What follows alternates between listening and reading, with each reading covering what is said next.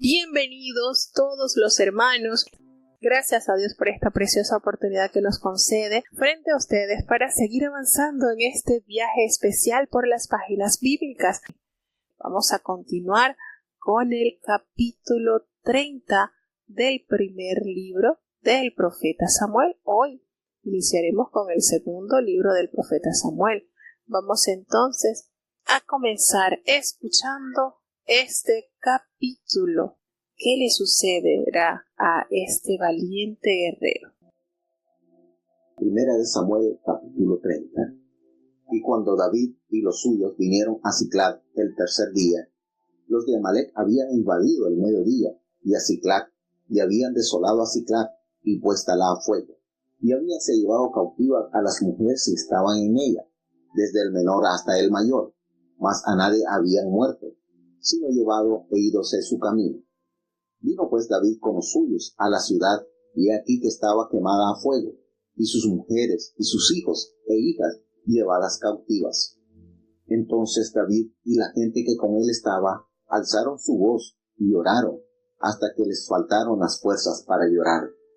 Las dos mujeres de David, Ahinoam, jezreelita, y Abigail, la que fue mujer de Nabal del Carmelo, también eran cautivas. Y David fue muy angustiado, porque el pueblo hablaba de apedrearlo, porque todo el pueblo estaba con ánimo amargo, cada uno por sus hijos y por sus hijas. Mas David se esforzó en Jehová su Dios. Y dijo David al sacerdote Abiatar, hijo de Ahimelech: yo te ruego que me acerques el ephod. Y Abiatar acercó el ephod a David. Y David consultó a Jehová diciendo: ¿seguiré esta tropa? ¿Podréla alcanzar? Y él le dijo: síguela, que de cierto la alcanzarás, y sin falta librarás la presa. Partióse pues David, él y los 600 hombres que con él estaban, y vinieron hasta el torrente de Besor, donde se quedaron algunos. Y David siguió el alcance con 400 hombres, porque se quedaron atrás 200, que cansados no pudieron pasar el torrente de Besor. Y hallaron en el campo un hombre egipcio, el cual trajeron a David, y diéronle pan que comiese y a beber agua. Diéronle también un pedazo de masa de higos secos y 2 hilos de pasas. Y luego que comió, volvió en él su espíritu, porque no había comido pan ni bebido agua en 3 días y 3 noches. Y díjole David: ¿de quién eres tú? ¿Y de dónde eres? Y respondió el mozo egipcio: yo soy siervo de un amalecita, y déjome mi amo hoy a 3 días, porque estaba enfermo. Pues hicimos una incursión a la parte del mediodía de Ceret, y a Judá, y al mediodía de Caleb, y pusimos fuego a Siclag. Y díjole David: ¿me llevarás tú a esa tropa? Y él dijo: hazme juramento por Dios que no me matarás, ni me entregarás en las manos de mi amo, y yo te llevaré a esa gente. Llevólo pues, y he aquí que estaban derramados sobre la haz de toda aquella tierra, comiendo y bebiendo, y haciendo fiesta por toda aquella gran presa que habían tomado de la tierra de los filisteos y de la tierra de Judá. E hiriólos David desde aquella mañana hasta la tarde del día siguiente, y no escapó de ellos ninguno, sino 400 mancebos que habían subido en camellos y huyeron. Y libró David todo lo que los amalecitas habían tomado, y asimismo libertó David a sus 2 mujeres. Y no les faltó cosa chica ni grande, así de hijos como de hijas, del robo, y de todas las cosas que les habían tomado, todo lo recobró David. Tomó también David todas las ovejas y ganados mayores, y trayéndolo todo delante, decía: esta es la presa de David. Y vino David a los 200 hombres que habían quedado cansados y no habían podido seguir a David, a los cuales habían hecho quedar en el torrente de Besor, y ellos salieron a recibir a David y al pueblo que con él estaba. Y como David llegó a la gente, saludólos con paz. Entonces todos los malos y perversos de entre los que habían ido con David respondieron y dijeron: pues que no fueron con nosotros, no les daremos de la presa que hemos quitado, sino a cada uno su mujer y sus hijos, los cuales tomen y se vayan. Y David dijo: no hagáis eso, hermanos míos, de lo que nos ha dado Jehová, el cual nos ha guardado y ha entregado en nuestras manos la caterva que vino sobre nosotros. ¿Y quién os escuchará en este caso? Porque igual parte ha de ser la de los que vienen a la batalla y la de los que quedan con el bagaje, que partan juntamente. Y desde aquel día en adelante fue esto puesto por ley y ordenanza en Israel hasta hoy. Y como David llegó a Siclag, envió de la presa a los ancianos de Judá, sus amigos, diciendo: He aquí una bendición para vosotros de la presa de los enemigos de Jehová, a los que estaban en Betel y en Ramot al mediodía, y a los que estaban en Jatir, y a los que estaban en Aroer y en Sigmot, y a los que estaban en Estemoa, y a los que estaban en Racal, y a los que estaban en las ciudades de Jerameel, y a los que estaban en las ciudades del Cineo, y a los que estaban en Horma, y a los que estaban en Chorazán, y a los que estaban en Atach, y a los que estaban en Hebrón, y en todos los lugares donde David había estado con los suyos. Bueno, acontece que después que el rey Aquís le había dado la orden a David que regresara, puesto que los príncipes filisteos no habían permitido que le acompañase él y los hombres que estaban con él a la batalla que ellos iban a emprender contra el pueblo de Israel, él obedientemente se regresa a Siclag, donde él había vivido durante 1 año y 4 meses. Y bueno, al parecer podemos deducir acá que el tiempo de viaje para ir y regresar era 1 y medio, puesto nos narra la palabra que ellos regresaron a Siclag al 3er día. Y resulta que en esos 3 días de su ausencia, los amalecitas habían invadido el lugar de su alrededor y precisamente el pueblo donde él estaba residiendo con sus mujeres y sus niños. Y esto no solamente lo invadieron, sino que lo saquearon y le prendieron fuego a esta ciudad donde habitaba David con sus 600 hombres y sus familias. Al 3er día ellos se encuentran con esta terrible situación. Se habían llevado a sus mujeres cautivas, se habían llevado todo lo que estaba allí, desde lo más pequeño hasta lo más grande. Nadie había dado muerte, no había muerto, sino que todo lo habían arrasado, se lo habían saqueado. Y cuando David llega a Siclag junto a sus 600 hombres y se encuentra que estaba devastada, quemada, sus mujeres y sus hijas y sus hijos se habían llevado en cautiverio, entonces aquí sucedió sentimientos que tuvo que enfrentar David con seriedad ante estos 600 hombres, a tal punto que ya ellos habían alzado su voz, habían llorado, habían sentido que no lo tenían fuerza, porque llegar de este trayecto y encontrarse en que nada estaba como ellos lo habían dejado. Imagínense cuántos pensamientos acudirían en la mente de estos hombres que querían llegar, reposar, ser atendidos por sus esposas, ver a sus niños, y resulta que todo estaba hecho ceniza, que no había nadie quien saliera a recibirlo. Y esto motivó a que David se angustiara mucho por el pueblo, porque se sentía amenazado. Aún David, sus 2 mujeres habían sido tomadas también cautivas. Y los hombres que estaban con él se sintieron tan heridos y tan mal por tan terrible cuadro con que ellos se encuentran, que hablaban en apedrear a David. Todo el pueblo estaba con una amargura de alma, pues estaban sufriendo por qué sería la situación, de dónde estaban sus hijos, sus hijas, dónde estaba su familia. Todos estos hombres, estos 600 hombres, se corría entonces ese sentimiento tan hostil hacia David, que ya estaban viendo cómo destruir a David. Mire lo que se tiene que enfrentar un líder, hermano. No fue culpa de él que esto aconteciera. Él no provocó esta situación. Sin embargo, se tuvo que enfrentar a este acontecimiento terrible, porque no solamente los hombres estaban llorando y lamentándose por sus mujeres y sus hijos, allí también David tenía sus pertenencias y también tenía sus mujeres. Y aunque no nos narra de que las mujeres tengan niños o hayan estado embarazadas, pero de igual manera le afectaba directamente a David. Y hay una parte muy linda que hay que nosotros tomar en consideración. Tantas cosas lindas que nos revela la palabra, que nos dice que David se fortaleció en Jehová su Dios. Es decir, a pesar de que sus 600 hombres que entraban y salían con él y peleaban las batallas, y que cuando ellos saqueaban a los demás lugares, el pueblo recibía beneficio, ya en esta oportunidad tuvieron un revés, tuvieron una cosa que no se esperaba, y ya eso les daba a ellos la intención, el pensamiento de agarrar a David y matarlo. Pero él, nos dice la palabra de Dios, a pesar de esta situación, él tomó fuerza en Jehová. Qué lindo, ¿verdad? Que en estas adversidades donde se pone en medición nuestra templanza, nuestro temperamento, aquí sabemos en realidad de qué estamos hechos.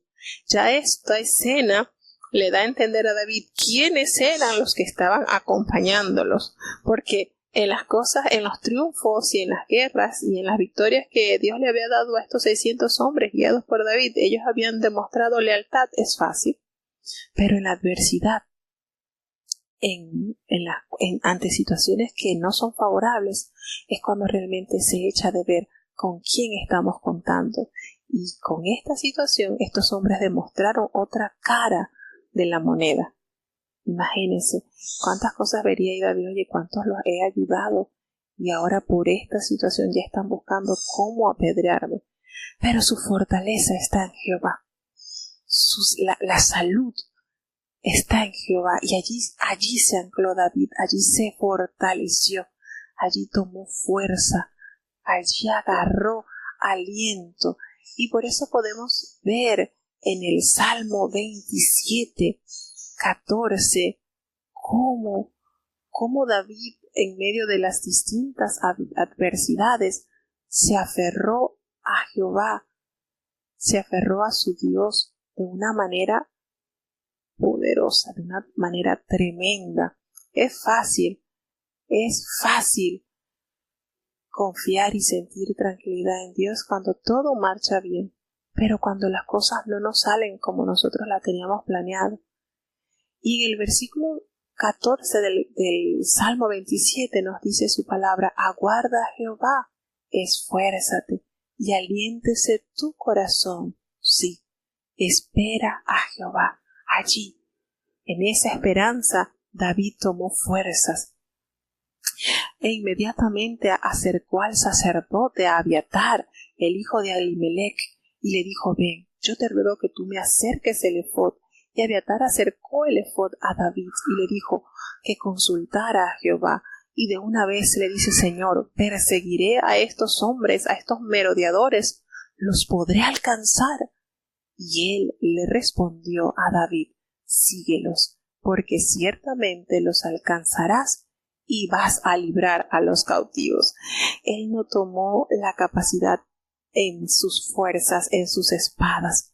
Qué lindo es que ante esta situación lo primero que nosotros busquemos es hablar con Dios, consultarle: Señor, ¿qué hago? ¿Hago esto? Dímelo. Y el Señor, de una manera inmediata, podemos expresar de una manera al instante, casi que al instante, le dice: anda, porque los vas a alcanzar y vas a librar a los cautivos. Y una vez que recibe la respuesta de Jehová, parte allí con los 600 hombres que estaban con él, y llegaron hasta un torrente de agua llamado, que es el torrente de Besor, donde allí hubo 200 hombres que desistieron. Miren esto, y aquí qué ironía, ¿verdad? Estos hombres estaban agotados, sin fuerza, estaban sumamente enardecidos porque no estaban sus pertenencias, sus esposas, sus hijos, sus hijas, pero hasta allí les acompañó la fuerza, hasta el torrente. Y no quisieron acompañar a David y el resto de los hombres, los 400, a seguir luchando para traer a sus mujeres y a sus hijos. Miren, hasta allí les llegó la fuerza. Sin embargo, esto no fue motivo de decepción de David, pues él siguió y él tomó entonces la determinación de seguir adelante con los 400 hombres que habían decidido avanzar tras la conquista, tras la búsqueda de sus seres queridos. Entonces, esto no le aminoró la fe a David, el hecho de que estos 200 hombres desistieran de ir tras su familia, de agotar la última fuerza para buscarlo. Esto no lo disminuyó, es decir, él siguió adelante con aquellos que sí propusieron ir a respaldarlo para rescatar a sus seres queridos. Y allí en ese lugar se quedaron los 200 hombres cansados. Bueno, dice que no pudieron pasar el torrente de Besor. Allí ellos hallaron en el campo a un hombre egipcio que se lo trajeron a David. Y le dieron a este hombre, le dieron pan y le dieron a beber agua. También nos relata que aparte le dieron un pedazo de masa de higos secos y 2 racimos de pasas. Y ellos, una vez que este hombre comió y regresó el ánimo a él, porque no había comido pan, dice la palabra de Dios que habían pasado 3 días en que este hombre no había comido ni bebido nada. Él estaba en la condición de esclavo. Y David le dice: ¿quién eres tú? ¿De dónde eres? Y era el joven egipcio y le dijo: mira, yo soy un siervo de un amalecita. Y él me dejó aquí porque hacía 3 días. Me dejó aquí hace ya 3 días, bueno, porque estaba enfermo y me dejó aquí abandonado. Y es que hicimos una incursión allá en la parte de los cereteos de Judá y en el Negev de Caleb y pusimos fuego a Siclag. Imagínense qué sentiría David cuando este joven egipcio le estaba detallando qué era lo que habían hecho los amalecitas en estas ciudades. Y cuando le nombró Siclag, ¿qué creen ustedes que sintió y experimentó David y sus hombres al escuchar los detalles narrados de un testigo presencial? Y le dice: mira, tú me puedes llevar a esta tu tropa allí de donde te dejaron, tú me puedes llevar, tú conoces por dónde ellos iban a ir. Y él le dijo: está bien, júrame por Dios que tú no me vas a matar y no me vas a entregar tampoco en la mano de mi amo, y yo te voy a llevar a esa gente. Aquí entonces hizo un pacto con este esclavo y él le aseguró que efectivamente lo iba a guiar por el camino donde estos amalecitas pasarían o estaban pasando. Ciertamente lo haría si no le mataba y tampoco le entregaba en las manos de su amo, porque si David lo regresaba a mano de su amo, pues obviamente sería hombre muerto, porque las amalecitas descubrirían que fue él quien los condujo a David y a su ejército hasta donde estaban ellos. Y así fue, nos narra la palabra de Dios, que él los llevó, los guió, y los amalecitas estaban todos derramados en aquella tierra, comiendo y bebiendo y haciendo fiesta, y tenían un gran botín de lo que le habían quitado a la ciudad de Siclag, pues que ellos habían tomado también de la tierra de los filisteos y de la tierra de Judá. Imagínense todo lo que ellos habían hurtado, todo lo que estos amalecitas habían robado de la tierra de Judá y de la tierra de los filisteos. Y nos dice la palabra de Dios que David, desde la mañana hasta la tarde del día siguiente, no escapó de ellos ninguno, sino solamente 400 jóvenes que montaron sobre los camellos y huyeron. El resto pereció por la espada de David y aquellos hombres. Solamente 400 jóvenes que tomaron camello y huyeron. Y así libró David de los amalecitas a todas sus mujeres, a toda su familia. Dice que no les faltó nada, ni cosa chica ni cosa grande, ni los hijos ni las hijas del robo que le habían hecho los amalecitas. Todo estaba allí, estaba recuperado. Y ahora pues tenían más. ¿Por qué tenían más? Porque recuerden que no solamente ellos habían despojado a Siclag, sino también a ciudades de Judá y también a ciudades filisteas. Entonces, esto les permitió a David y a sus hombres poder recuperar sus mujeres, sus niños y también las riquezas que los amalecitas le habían quitado.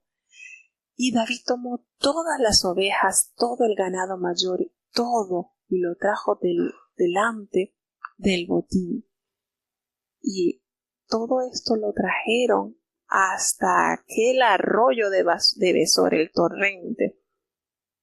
Y estos 200 hombres que se quedaron allí descansando, ¿qué sentirían cuando vieron aquella tropa enorme de David con sus mujeres, con sus niños y las riquezas? ¿Qué sentirían? Quizás sentirían vergüenza con las mujeres quizás las mujeres de los hombres que se quedaron allí postrados porque no le alcanzaron la fuerza, sentirían un poco de vergüenza, ¿verdad?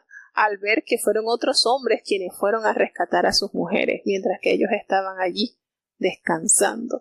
Y esta actitud hizo que aquellos 400 hombres que acompañaron a David no quisieran compartir el botín que habían recuperado con estos 200 hombres, sino que solamente le querían entregar sus mujeres y sus hijos, nada más. Pero allí se impone entonces la gracia y la misericordia que David enseña a su gente y le dice: no va a ser así.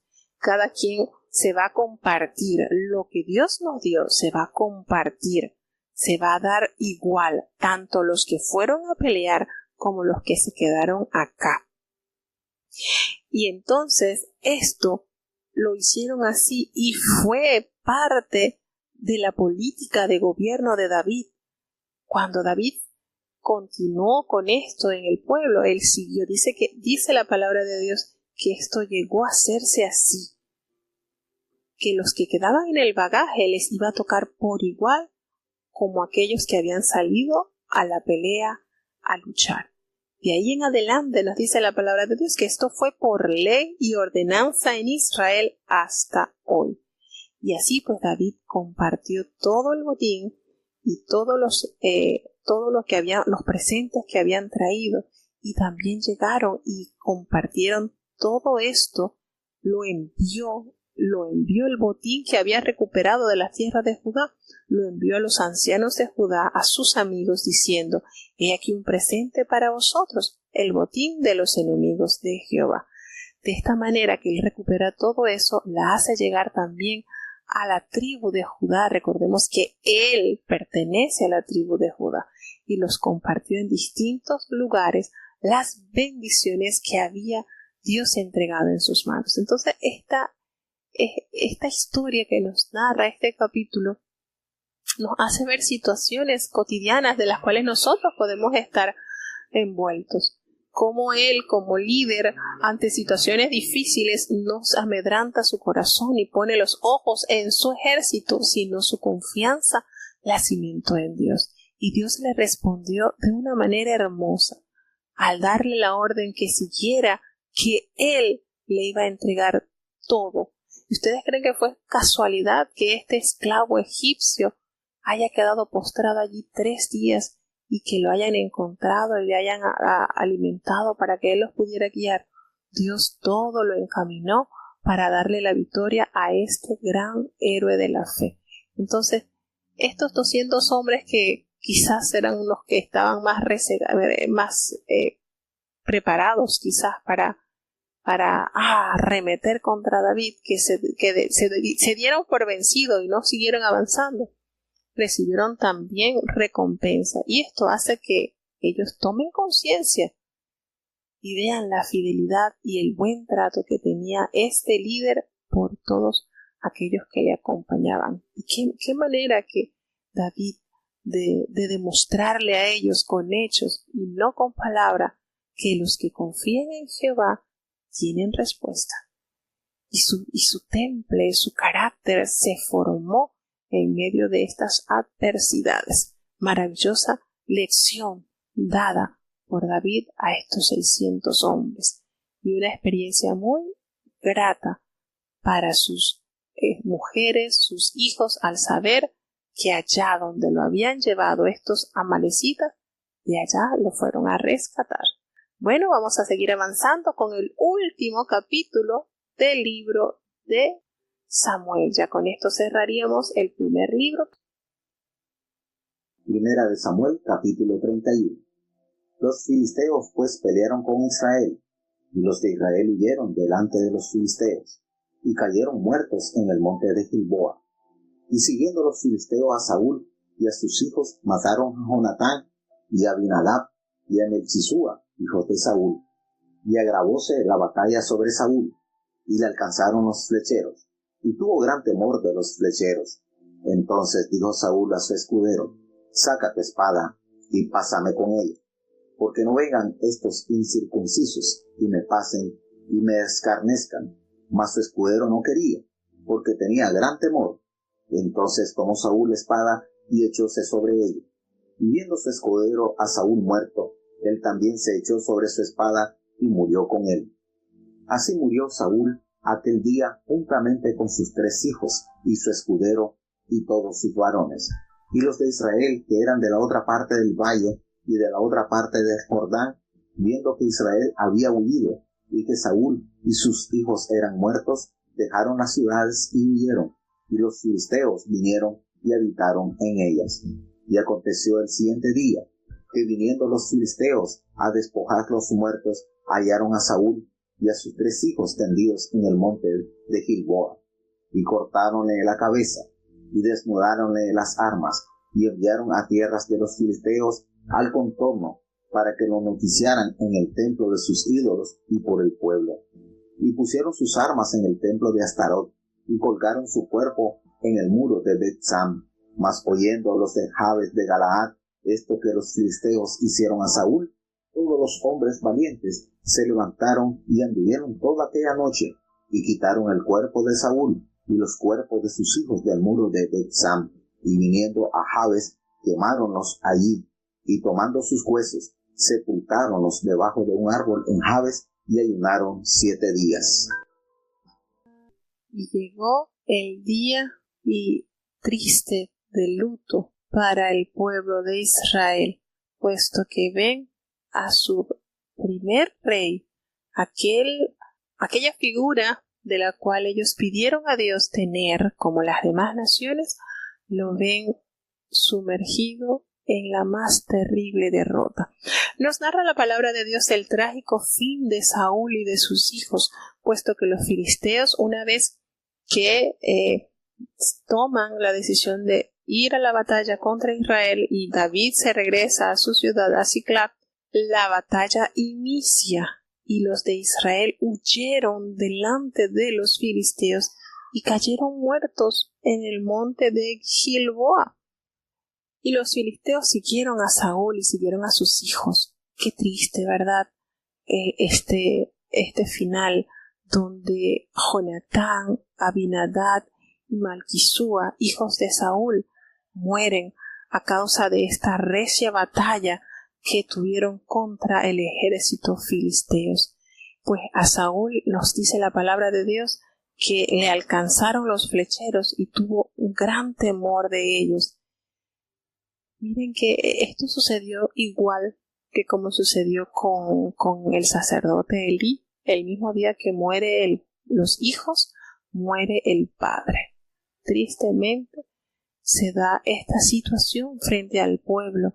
Sus hombres valientes en cuyos ojos el pueblo había puesto para protección de su nación, porque cuando ellos rechazaron la dirección de Samuel y le dijeron no, mejor queremos rey para que el rey pelee nuestras batallas y así nos resguarde de nuestros enemigos. Aquí está la confianza cuando se pone en las manos de un hombre. Este hombre, lamentablemente, Saúl, en su terquedad, en su desobediencia, en su maldad, se sumió a pesar de que Dios le había dado oportunidades, pues en reiterada oportunidad le dio para que pudiera corregir sus errores y él la rechazó confiando en su opinión.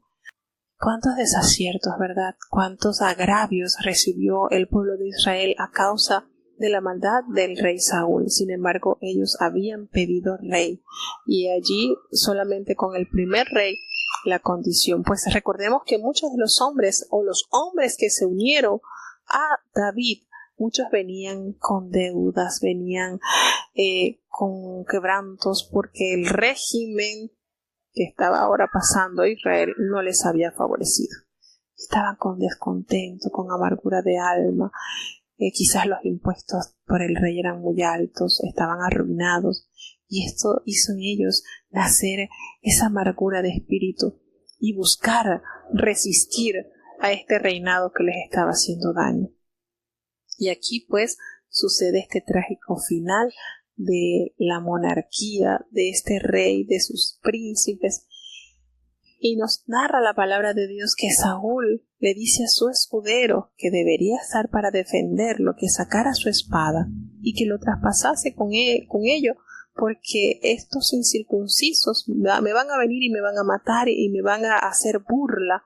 Pero el escudero no quiso hacer esto porque tenía gran temor, tenía tanto miedo. Y entonces Saúl, nos dice la palabra de Dios, que él con su propia espada se echó sobre ella. Y cuando el escudero vio lo que había hecho Saúl, recordemos que acá nos narra la palabra de Dios que Saúl había sido alcanzado por los flecheros, quiere decir cayó herido, pero su herida era una herida de muerte. Quizás él, al verse en esa situación, tuvo tanto temor, su alma estaba entenebrecida, no había en él esperanza de vida, y él entonces incurre al suicidio. Se echa él entonces sobre su espada, y viendo el escudero que ya Saúl estaba muerto, pues él también se echó sobre su espada y muere junto con Saúl. Y así nos dice la palabra de Dios que así muere Saúl en aquel día, juntamente con sus 3 hijos y su escudero y todos sus varones de guerra, y los varones de Israel que eran del otro lado del valle y del otro lado del Jordán, viendo que Saúl y sus hijos habían sido muertos, ellos dejaron las ciudades y huyeron. Es decir, ellos no tuvieron la capacidad de afrontar esta situación militar terrible. No, ellos prefirieron huir con sus seres queridos, resguardar sus vidas, porque ya se daban por vencidos. Ya la victoria había sido indiscutiblemente del ejército filisteos. Y nos dice entonces la palabra de Dios que al día siguiente de esta gran matanza vinieron los filisteos a despojar a todos los cadáveres que habían hallado en el campo de batalla, y allí se encontraron con el cuerpo de Saúl y de sus 3 hijos tendidos allí en el monte de Gilboa. Y qué manera de ensañarse. Le cortaron la cabeza a Saúl y le despojaron de sus armas, y enviaron mensajeros por toda la tierra de los filisteos para que notificara esta gran victoria, y esto es celebrarlo en el templo de sus ídolos conjunto con el pueblo. Y entonces las armas de Saúl las colocaron en el templo de Astarot y colgaron el cuerpo de él en el muro de Bet-Sam. Allí entonces, cuando ocurre esta tragedia, los habitantes de Jabes de Galaad, que los filisteos escucharon que lo que los filisteos le habían hecho a Saúl, todos los hombres valientes de esta ciudad, recordemos que Jabes de Galaad estaba de la otra parte del Jordán, y ellos fueron rescatados por Saúl cuando él inicia el reinado. En el capítulo 11 de Primera de Samuel, estos hombres le envían a decir al rey que le ayudaran porque tenía enemigos que les estaba amenazando, y que si pactaban con ellos tenían que sacarse su ojo derecho. ¿Se recuerdan de eso? Y entonces estos hombres que habían sido favorecidos por el año que tuvo Saúl, que reinó como un reino de niño puro, obediente, sujeto a la voluntad de Dios, ellos no olvidaron este favor de este rey. Y entonces todos los hombres valientes se levantaron y se fueron aquella noche y quitaron el cuerpo de Saúl y el cuerpo de sus hijos del muro de Bet-Sam. Y vinieron entonces a Jabes, los quemaron allí, y allí tomaron sus huesos y los sepultaron debajo de un árbol en Jabes, y allí ellos en señal de duelo ayunaron durante 7 días. Así triste y lamentablemente padece o cierra este ciclo el rey Saúl. Qué tristeza, qué manera, cómo pudo haber él caído tan terriblemente por la soberbia, por la desobediencia, por el creer que según su forma era más sabio, por no tener ese temple. Y uno se pregunta y dice, pero si la palabra de Dios nos dice que cuando Saúl es ungido por Samuel, Jehová cambia su corazón, y eso es cierto. La palabra de Dios nos dice que Jehová mudó su corazón. Cuando Dios nos bendice con su unción, Dios cambia nuestro corazón. Ahora resta de nosotros que en ese nuevo caminar nosotros nos dejemos guiar por Dios. Ahí está y radica la diferencia. Dios nos da la oportunidad, borrón, cuenta nueva, nos da vestidura santa, nos da un corazón nuevo. Es como cuando usted compra un carro nuevo. Usted decide si lo mantiene así, limpio, cuidado, o usted de una manera descomedida lo descuida, lo choca, lo raya, lo golpea. Así sucede con nuestras vidas. Dios siempre va a darnos de su espíritu cuando nosotros nos acercamos a Él, cuando Dios en su propósito nos da esa bendición. Pero resta de nosotros, queda de nuestra parte que nosotros nos mantengamos alineados al plan de Dios. Dios respeta nuestras decisiones. Respetó la decisión de David, de Saúl. Al no sujetarse a la voluntad de él respetó su decisión. Sin embargo, recordemos que todo trae consecuencias, bien sea favorables o de tragedia, como fue el caso de Saúl. Y bueno, continuamos entonces con el segundo libro de Samuel. Posiblemente se dice que el escritor de segunda de Samuel haya sido el sacerdote Abiatar, entre los años 931 y 722 a.C. Y aquí entonces entra con mayor fuerza el precursor del Mesías, el rey David, y tenemos figuras claves en este libro, como lo es David, por supuesto. Entra en acción Natán el profeta, Absalón, hijo de David, Joab, el general, y Batseba, o como también se conocen en otras versiones, Betsabé. Y aquí nos narra entonces más detallado lo que pasará después de la muerte de Saúl. Vamos a hacer una breve pausa musical para continuar entonces escuchando el capítulo 1 de Segunda de Samuel, que también hay que considerar porque hay otra partecita de acá en la muerte de Saúl que no concuerda con la que acabamos de leer en el último capítulo de Primera de Samuel. Segundo libro de Samuel, capítulo 1. Y aconteció después de la muerte de Saúl, que vuelto David de la derrota de los amalecitas, estuvo 2 días en Siclag. Y el tercer día acaeció, vino uno del campo de Saúl, roto sus vestidos y tierra sobre su cabeza, y llegando David, postróse en tierra e hizo reverencia. Y preguntóle David, ¿de dónde vienes? Y él respondió, he escapado del campo de Israel. Y David le dijo, ¿qué ha acontecido? Ruégote que me lo digas. Y él respondió, el pueblo huyó de la batalla, y también muchos del pueblo cayeron y son muertos. También Saúl y Jonatán su hijo murieron. Y dijo David a aquel mancebo que le daba las nuevas, ¿cómo sabes que Saúl es muerto y Jonatán su hijo?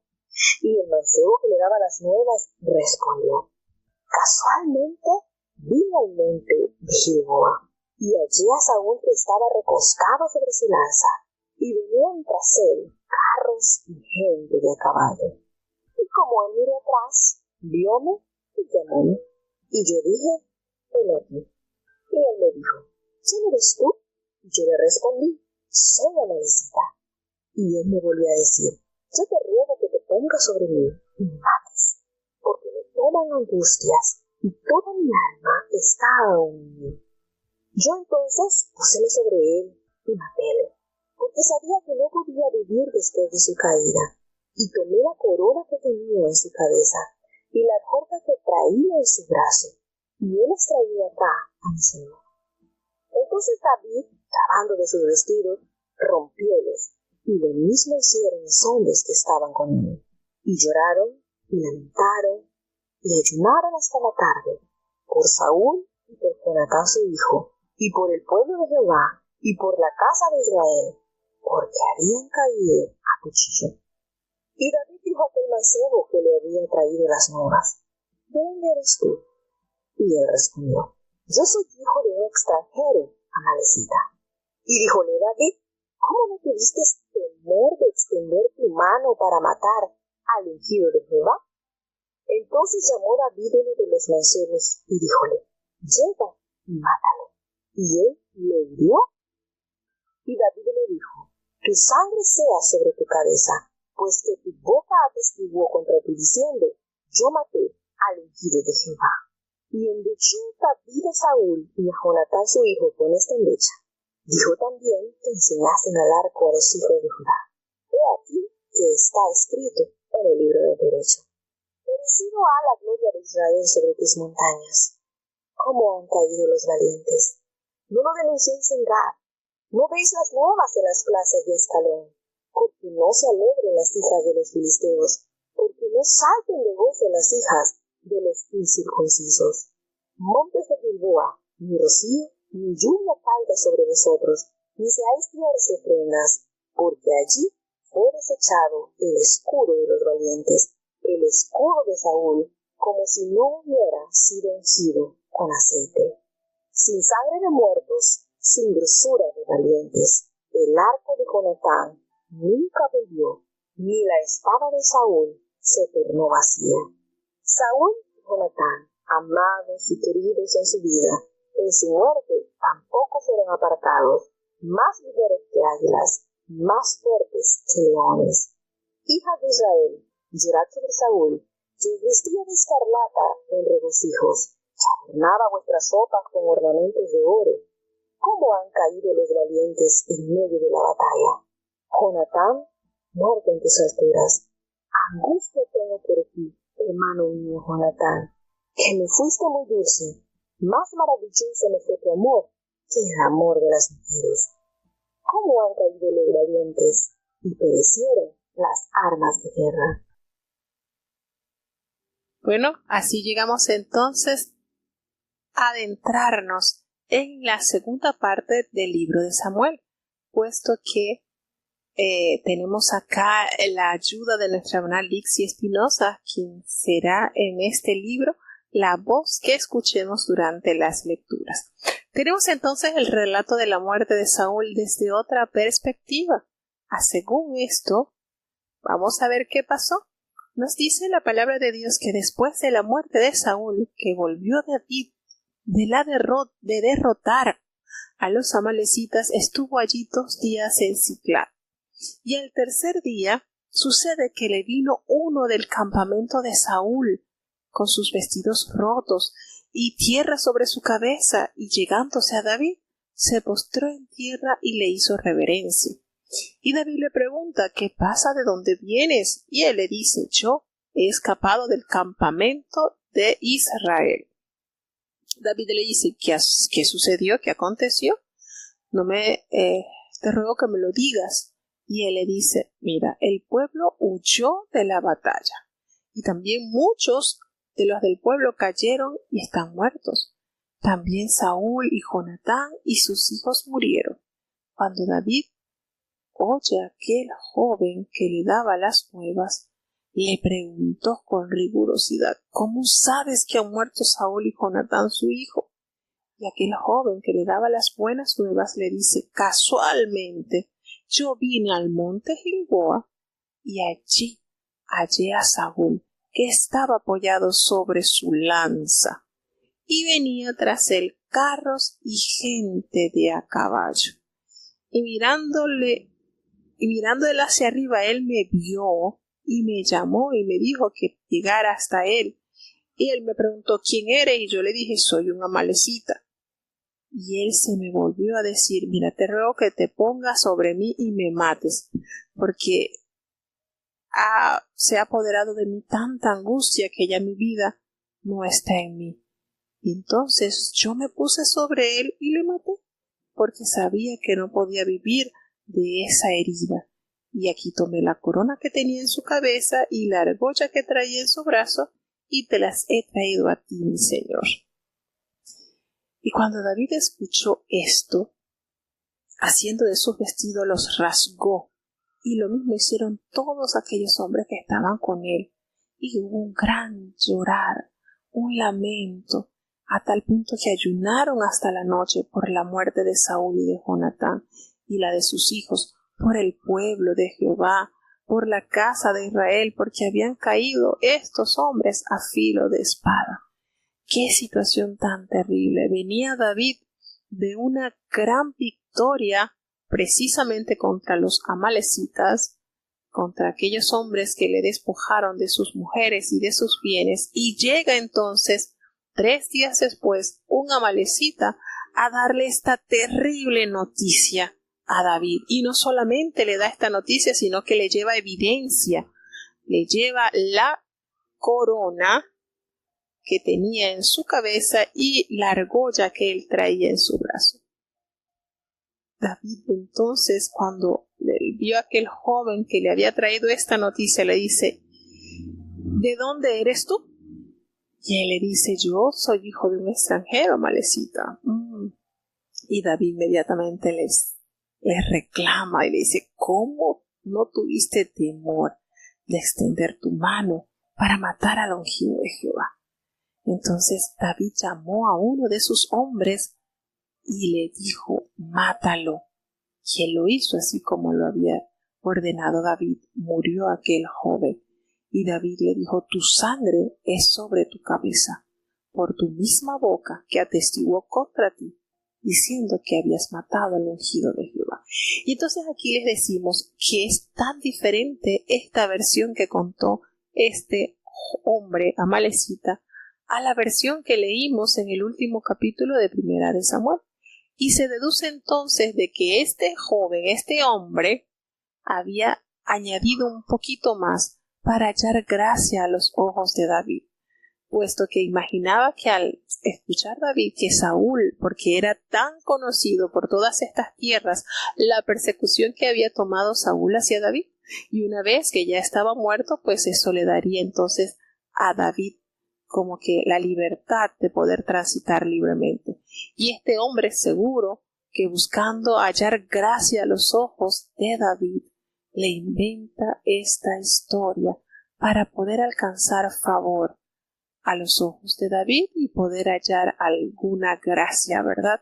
Sin embargo, hizo ponerse cuchillo a su garganta, porque jamás en el corazón de David hubo el anhelo o el deseo de matar a Saúl o de hacerle daño, conti más a Saúl y a sus hijos, a su amigo, a su hermano, a el príncipe Jonatán. Y esto que se enteró, esta noticia trágica que se le llegó a los oídos de David y todos sus hombres, hicieron entonces que se compusiera esa endecha para los valientes. Dice que David endechó a Saúl y a Jonatán su hijo, y escribió estas prosas como lamento del gran dolor que experimentó al saber la terrible noticia de la muerte y la humillación de su pueblo. Y mire que hace algunos años atrás, un hermano al que apreciamos mucho, cuando recibe la unción de Dios, el Espíritu Santo dice parte de esto. ¿Cómo han caído los valientes? Así le dice parte de su mensaje. Todavía lo recuerdo. Y bueno, estos no nos da otra cosa a asegurarnos que Dios, en medio del dolor, pues también nos visita para consuelo de nuestras vidas. Y David entonces escribe esta endecha para comunicar, para expresar el sentimiento de tristeza que había llenado su corazón. Le dice: ha perecido la gloria de Israel sobre tus alturas, cómo han caído los valientes. Y dice así sobre las alturas porque precisamente en el monte, estamos hablando del monte de Gilboa, que eran colinas, era una cadena de colinas que estaban diagonalmente de noreste a sudeste, y ellas formaban el límite meridional del valle de Jezreel. De allí entonces esas colinas pues alcanzaban aproximadamente una altura de más de unos 500 metros, y en ese lugar fue el escenario donde pierden la vida, donde son humillados estos hombres. ¿Cómo lo dice pues David? Ha perecido la gloria de Israel sobre tus alturas, y han caído. ¿Cómo han caído los valientes? No lo anunciéis en Gat, hace referencia, no lo hagan conocer en las ciudades de los filisteos, no lo deis en las nuevas de las plazas de Ascalón, ciudades filisteas, para que no se alegren las hijas de los filisteos, para que no salten de gozo las hijas de estos incircuncisos. Montes de Gilboa, ni rocío ni lluvia caiga sobre vosotros, ni seáis tierras de ofrenda, porque allí fue desechado el escudo de los valientes, el escudo de Saúl, como si no hubiera sido ungido con aceite. Miren qué concepto, qué manera, qué forma David de resaltar la presencia que Dios había depositado en Saúl a través del aceite de la unción. Dice que sin sangre de los muertos, sin grosura de los valientes, el arco de Jonatán no volvía atrás, ni la espada de Saúl volvía vacía. Entonces Saúl y Jonatán, amados y queridos, inseparables en su vida, tampoco en su muerte fueron separados. Y esto que él compone a través de este terrible dolor que embargó su corazón, dice que esto les dice que las hijas de Israel llorarán por Saúl, quien las vestía de escarlata y con deleites, y les adornaba vuestras ropas con ornamento de oro. Dice: ¿cómo han caído los valientes en medio de la batalla? Una manera de expresar la irreparable pérdida de estos hombres de valor, que ante los ojos de David siempre recibieron respeto y honor. Nunca, a pesar de todas las adversidades, y más o menos leyendo en la Biblia, se cree que como unos 15 años como unos 15 años después de haber sido ungido, David aproximadamente estuvo siendo perseguido por Saúl. Fueron unos cuantos años que él padeció esta persecución por parte del rey, pero que fueron años en los cuales Dios talló, esculpió en David un temple y una personalidad que le permitirían más adelante legislar todo el país de Israel. Y ya para cerrar entonces, él le dice: angustia tengo por ti, hermano mío, Jonatán, que me fuiste muy dulce, más maravilloso me fue tu amor que el amor de las mujeres. Él he comentado en los capítulos anteriores que hay varios fragmentos de la palabra de Dios que son tomados por gente perversa, que distorsionan la verdad de la Biblia o quieren distorsionar la verdad de la Biblia. Y estos fragmentos como este, por ejemplo, lo usan como muestra para decir que entre David y Jonatán había más allá de una amistad. Y esto es relacionándolo él en la pureza del amor, del sentimiento que sintieron ambos, porque aunque Saúl era el rey y era precisamente posible, pues, de que era posible que Jonatán fuera el siguiente en la línea de herencia como rey, pues a Jonatán no le importó despojarse de sus armas, sus vestiduras y entregarlas a David, reconociendo que sería él el sucesor de Saúl y no Jonatán. Entonces esto demuestra la calidez y el valor de esta amistad cuando los intereses familiares no estuvieron por encima de la justicia de Dios y del plan divino que ya el Señor había trazado. Y Jonatán había aceptado y respetado y se alegraba o se alegró por saber que un hombre con esta talla, con este valor de David, sería quien gobernase el pueblo de Israel. Entonces era una amistad sumamente hermosa, hasta más allá de la muerte, podemos decir, porque recordemos que David cumplió con ese pacto que le prometió en vida a Jonatán. Entonces esto ha sido una terrible situación por la cual el pueblo de Israel atravesó. Imagínense, su primer monarca, el que ellos pidieron y el final que tuvo. Triste condición. Sin embargo, nos pasa o sucede cuando se hacen las cosas por capacidad humana y no por dirección del cielo. El pueblo había preferido esto y Dios se lo permitió, pero no era su voluntad.